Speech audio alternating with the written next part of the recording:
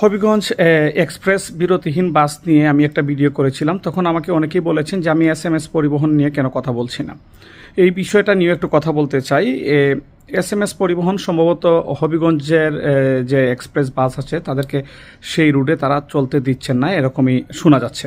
তো এরকম যদি হয়ে থাকে আসলে তাহলে এসএমএস পরিবহন যদি চায় অপারেট করার জন্য তাদেরকে হবিগঞ্জে আসতে দেওয়া উচিত, এবং হবিগঞ্জ এক্সপ্রেস বাস শ্রীমঙ্গল হয়ে মৌলভীবাজার হয়ে সিলেটে যেতে চাইলে তাদেরকেও সেদিকে আসলে বন্ধ করে রাখাটা উচিত হবে না বলে আমি মনে করি। তাদেরকেও যেতে দেওয়া উচিত।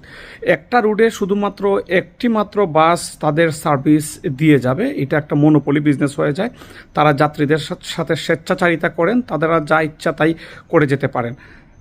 এর জন্য আমি সবসময় চেয়েছিলাম, এর আগে আমরা উদ্যোগ নিয়েছিলাম যে বিআরটিসি বাসটা যাতে হবিগঞ্জ রুটে হবিগঞ্জ এক্সপ্রেস বাসের পাশাপাশি চলে। কিন্তু হবিগঞ্জ এক্সপ্রেস বাস অনেকটা সন্ত্রাসী কায়দায় বিআরটিসি বাসটাকে চলতে দেয়নি।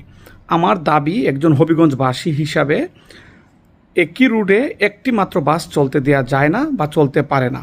এই রুটে এসএমএস পরিবহন চলুক, কোনো সমস্যা নাই, হবিগঞ্জ এক্সপ্রেস সাথে বিআরটিসি চলুক।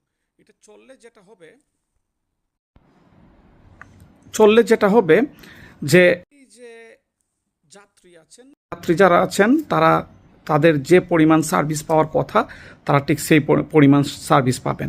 তা না হলে এক ধরনের স্বেচ্ছাচারিতা আছে, মানুষের সাথে দুর্ব্যবহার আসে, যাতে আমরা যুগের পর যুগ হবিগঞ্জ এক্সপ্রেস বাস থেকে দেখেছি।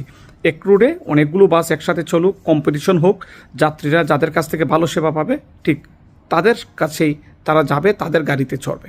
ধন্যবাদ।